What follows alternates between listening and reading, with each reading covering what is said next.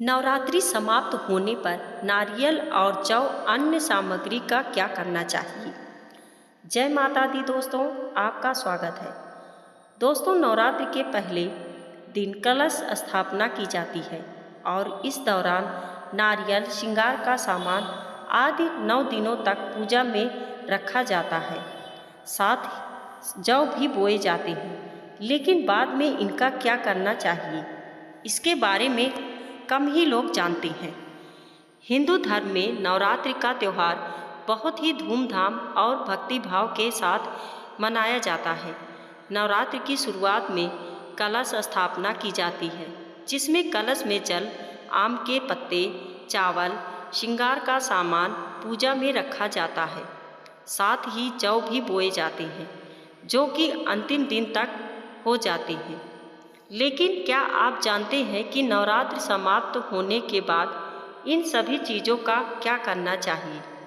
नवरात्रि में कलश स्थापना हर साल अश्विन माह की प्रतिपदा तिथि को कलश स्थापना और अखंड ज्योत को प्रज्वलित करके नवरात्र की शुरुआत की जाती है।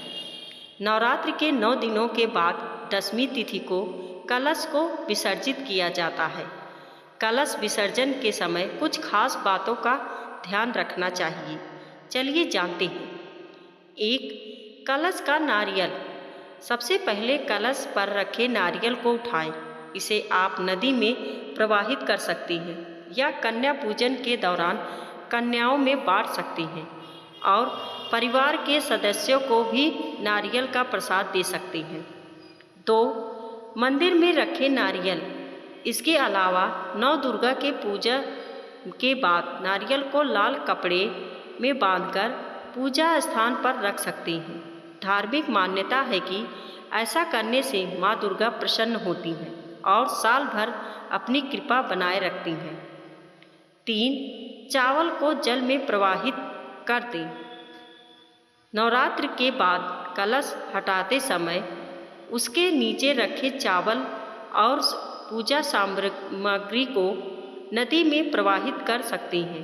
इससे कोई दोष नहीं लगता है और पूजा का संपूर्ण फल मिलता है। 4. कलश का जल। नवरात्र के बाद कलश में रखे जल को आम के पत्तों से पूरे घर में छिड़कें और बचे हुए जल को तुलसी या शमी के जड़ में डाल दें। घर के हर एक कोने में जल छिड़कें, लेकिन बाथरूम और शौचालय में न छिड़कें। 5. नवरात्र के पहले दिन बड़े विधि विधान से घट स्थापना की जाती है। मान्यता है कि नौ दुर्गा के पूजन के बाद कलश को हटाते समय कुछ गलतियों से माता रानी रुष्ट हो सकती हैं। 6. कलश के अंदर की सामग्री। कलश स्थापना के दौरान कलश में डाले गए सिक्कों और सुपारी को अपने तिजोरी और पर्स में रख लें। मान्यता है कि ऐसा करने से धन की तंगी दूर होती है और घर में सुख समृद्धि का वास होता है। 7. देवी भगवती से क्षमा मांगें।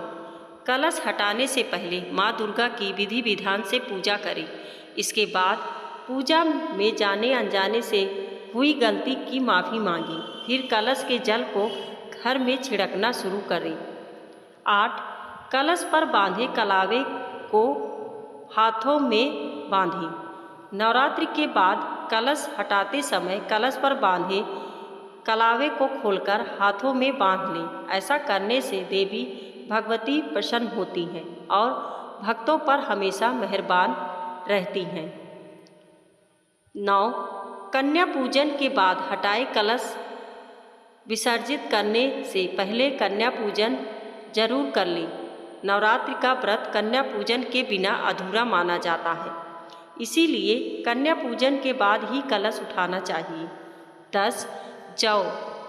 नवरात्रि में जौ बोने की भी परंपरा है, जो कि मिट्टी के बर्तन में बोए जाते हैं। नवरात्रि के अंतिम दिन तक यह जौ अच्छे से उग जाते हैं। इन्हीं मिट्टी के बर्तन से निकालें और थोड़े से जौ मंदिर में रख दें। इसके अलावा थोड़े से जौ तिजोरी में रख दें। इससे घर में बरकत है और सुख समृद्धि बनी रहती है। बाकी जौ को बहते हुए पानी में विसर्जित कर दें। 11. श्रृंगार का सामान। नवरात्रि में माता रानी को श्रृंगार का सामान भी चढ़ाया जाता है। नवरात्रि समाप्त होने पर श्रृंगार का सामान मंदिर से उठाकर अपने पास रखें और इसे माँ दुर्गा का आशीर्वाद समझकर उपयोग करें। कहते हैं कि इससे अखंड सौभाग्य का आशीर्वाद प्राप्त होता है। दोस्तों, वीडियो पसंद आई हो तो लाइक और सब्सक्राइब करें। धन्यवाद। जय माता दी।